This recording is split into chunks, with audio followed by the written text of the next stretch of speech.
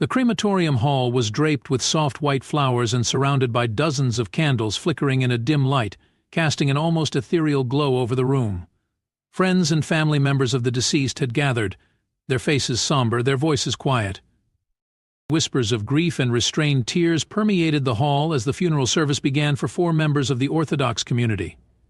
The atmosphere was heavy with sorrow, the scent of flowers mingling with the quiet hum of mourners offering condolences. Just as the ceremony began, the somber flow was interrupted by a new funeral procession that entered the hall, bearing the coffin of a young woman. The mourners shifted uneasily, watching as the new group of relatives approached. There was something strange about them, something that set them apart from the usual grieving families. Their faces were tense, their movements stiff, and their eyes darted around the room with an almost frantic energy. A peculiar anxiety marked their expressions, making those around them uneasy. One of the women in this group, who had been standing quietly to the side, suddenly seemed overwhelmed. She gasped, her face draining of color as she swayed and fainted. The people around her rushed to catch her, helping her back to her feet. When she regained consciousness, her eyes were wide with horror, and she pointed a trembling finger toward the coffin. "She's moving," she shouted, her voice high-pitched with terror. The words echoed in the hall, sending a wave of shock and confusion through the crowd. People looked at each other in disbelief, their faces mirroring a shared fear and curiosity.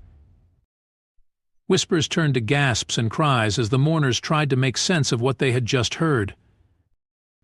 The atmosphere quickly transformed from one of quiet sorrow to chaotic panic. Crematorium workers, sensing the mounting alarm, sprang into action, moving quickly to secure the coffins and ensure that the cremation process continued without delay. But despite their best efforts, the sense of dread in the room only grew stronger.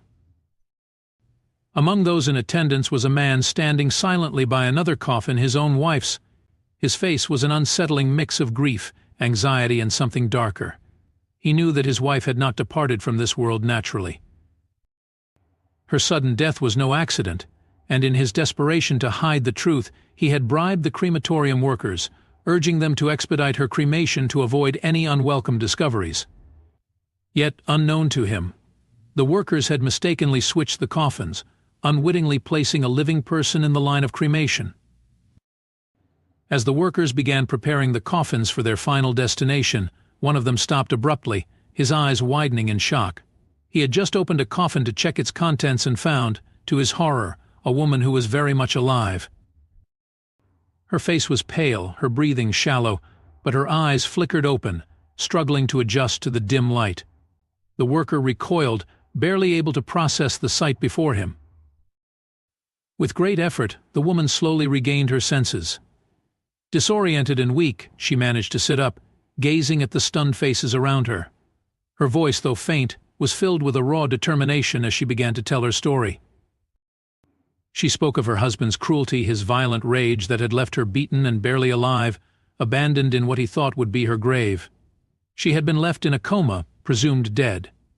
Yet by some twist of fate, she had awakened before the final curtain had fallen. Her tale sent chills through the listeners, but there was a fierceness in her eyes, a look of unwavering resolve. She knew that this moment, this narrow escape from death, was her second chance. Filled with a sudden, burning desire for justice, she looked around at the workers who stood frozen in shock and requested their help. She asked for a cell phone, her hands trembling as she extended them, determined to contact someone who could aid her in the confrontation to come. Though startled by the unusual request, one of the workers handed her a phone. Her fingers, though weak, managed to dial the numbers she needed, and with each ring her sense of purpose grew stronger. She knew that soon she would face the man responsible for her suffering, and this time she would not be his victim. As she prepared herself, the scene around her buzzed with tension. Meanwhile, her husband, still oblivious to the events that had transpired, arrived at the crematorium. In his mind, he was there to finalize the proceedings and complete the farewell he had orchestrated. He was ready to close this dark chapter and move on, secure in the belief that his actions would remain undiscovered. But instead of the quiet, somber farewell he expected, he walked into a nightmare. He saw her immediately, standing upright, her face pale but very much alive, her eyes locked onto his with an intensity that sent a chill down his spine. It was a confrontation he could never have anticipated. The husband froze, his face drained of color, as he took in the sight of his wife standing in front of him alive and resolute. His mouth opened and closed, struggling to form words, yet no sound escaped.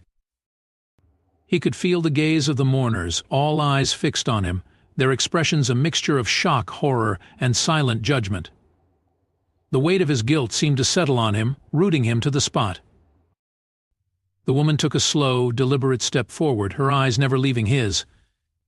Despite her weakened state, there was an unmistakable fire in her gaze. Her voice, though quiet, sliced through the tense silence in the hall. "Did you think you could bury your sins with me?" she said, her tone cold and unyielding. "Did you truly believe you could silence me forever?" The man took a step back, his face contorted with a mixture of fear and anger. He tried to muster a response, some attempt to deny or dismiss her accusations, but his words were shaky and incoherent. Every face in the room was now turned toward him, and he could feel the weight of their judgment.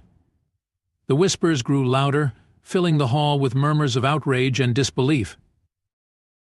Just then, the sound of approaching footsteps echoed down the corridor as a group of law enforcement officers entered the hall, alerted by the reports of strange disturbances. They paused, assessing the scene with a mix of curiosity and caution. As their gaze shifted to the woman standing before her husband, they recognized the look of fear in his eyes, and immediately they understood that they were not dealing with a simple misunderstanding. With calm efficiency, the officers moved forward to take the man into custody. As they placed handcuffs on him, his face twisted in panic, and he began to protest loudly, insisting that there had been some mistake.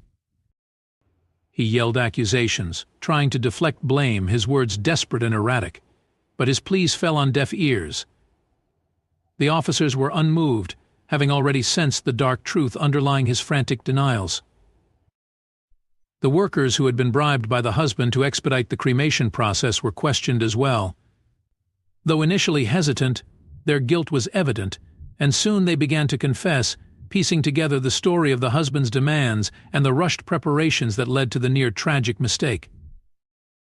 Their confessions only further incriminated the man, revealing a series of actions fueled by desperation and cruelty. As investigators combed through the details, it became clear that the woman's story was not an isolated incident. More information emerged, suggesting that the husband had a long history of violence and manipulation, his abusive patterns well hidden until now. His attempt to silence his wife through death had been both an act of control and a means to cover up the years of torment he had inflicted on her. The mourners, once gathered to pay respects, now found themselves witnesses to a tale of survival and courage. The woman, who had narrowly escaped death, stood tall in the face of her husband's terror, her resilience evident in her stance. Though visibly drained from her ordeal, she faced the crowd and thanked those who had unknowingly become her allies in this fight for justice. Meanwhile, her sister Sveta stood quietly by the door, her gaze fixed on the scene unfolding before her. She watched as her brother-in-law was led away in handcuffs, his expression a mix of fury and fear. Sveta felt a whirlwind of emotions as she watched her brother-in-law being led away. Relief washed over her, mingling with anger and sadness. She had always suspected that something was amiss in her sister's marriage, but she never imagined the depths of betrayal that had transpired behind closed doors. Her sister turned to look at her, and for a moment they simply stared at each other. There were no words, none that could truly capture the enormity of what had just happened. Instead, Sveta crossed the room in a few quick steps and embraced her sister, holding her tightly. The warmth and solidarity in that moment spoke volumes. The officers, meanwhile, continued their investigation, speaking to those who had witnessed the shocking events in the crematorium hall. They pieced together the husband's history of cruelty and intimidation, a pattern that had been hidden beneath a facade of respectability. Several people who had known him for years were stunned, unable to reconcile the seemingly mild-mannered man they knew with the monster now exposed. The crematorium workers, who had accepted the bribe, stood to the side, guilt written plainly on their faces. They had been complicit, albeit unknowingly, in almost ending a woman's life.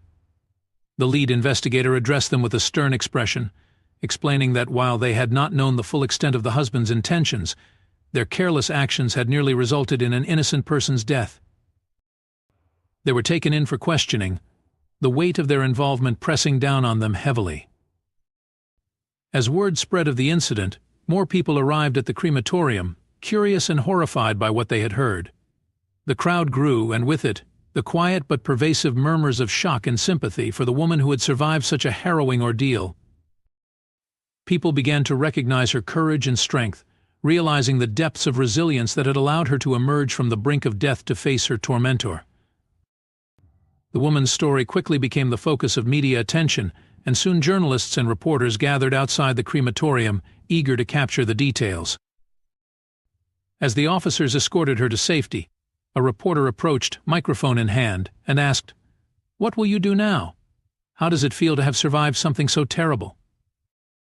She looked at the reporter, her gaze steady, and replied simply, "I survived because I was given a second chance. Now I'll use it to rebuild my life and to make sure that justice is served, not just for me but for anyone who's ever suffered in silence." Her words resonated deeply with those who heard them. She had endured unspeakable pain, and yet she stood there, strong and unwavering. Her resilience became an inspiration, her story a reminder of the strength that could emerge from even the darkest of circumstances. As she left the crematorium, Sveta by her side, she felt a sense of closure settling over her. The road ahead would not be easy, but she was ready to face it, knowing that she was no longer alone and that justice, though delayed, would be pursued. The investigation at the crematorium revealed even more disturbing truths.